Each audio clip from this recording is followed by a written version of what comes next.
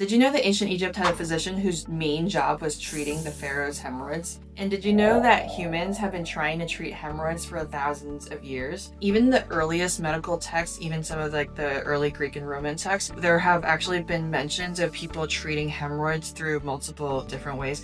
Hippocrates, who is the father of modern medicine, his name is on the Hippocratic Oath, used to treat hemorrhoids via a suture ligation, which is just actually suturing hemorrhoids and or putting a hot poker in to burn those hemorrhoids away. And then Galen in the 4th century BC had developed a rectal speculum, which is kind of modern to a kind of similar to our modern speculum in that it was just kind of a metal tube that looks inside your anus. And I think this is kind of cool because even way back then, they thought that the anus was kind of the way to look inside the human body.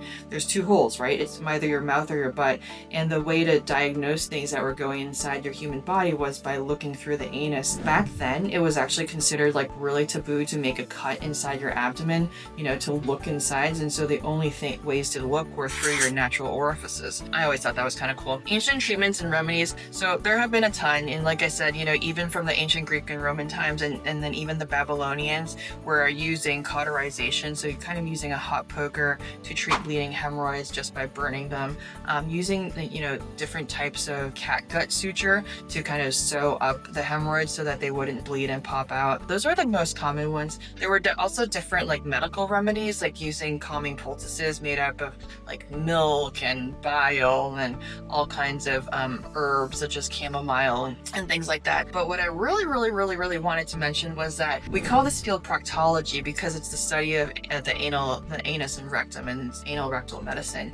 And in 1899, there was a physician in America who decided to start the association of the American Proctologic Society. And that was the earliest kind of foundation of colorectal surgery, colorectal medicine.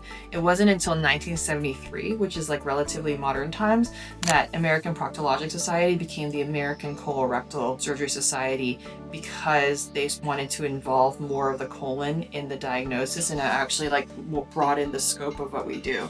But all of colorectal surgery traces back to proctology. So again, colorectal medicine has a long history, and modern treatments have dramatically improved what we can do for the human body and for colorectal diseases. And this is your friendly colorectal surgeon here saying, until next time, gut health equals gut health. And trust your gut feeling.